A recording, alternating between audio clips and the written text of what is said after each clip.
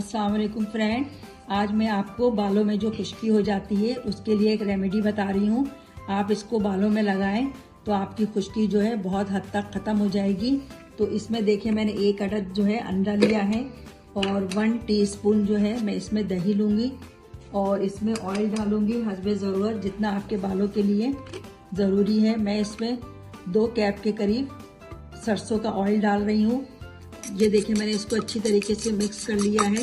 Mix करने के बाद आप अपने बालों में उसके रूट में अच्छी तरीके से ये लगा लीजिए, तकरीबन नहाने से 2-3 घंटे पहले। उसके बाद जो है अपने बालों को अच्छी तरीके से शैम्पू कर लीजिए। आप देखिएगा कि चंद ही दिनों में आपके जो है बालों की खुश्की है वो ख़त्म हो जाएगी।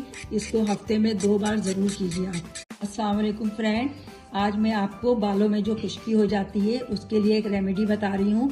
आप इसको बालों में लगाएं तो आपकी खुश्की जो है बहुत हद तक ख़त्म हो जाएगी।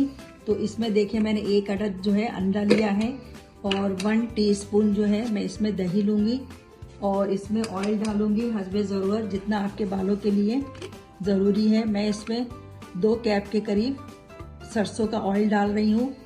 ये देखिए मैंने इसको अच्छी तरीके से मिक्स कर लिया है।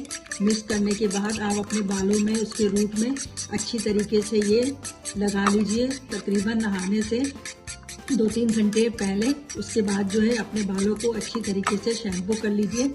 आप देखिएगा कि चंद ही दिनों में आपके जो है बालों की खुश्की है वो ख़त्म हो जाएगी। इसको हफ्ते में 2 बार ज़रूर कीजिए आप।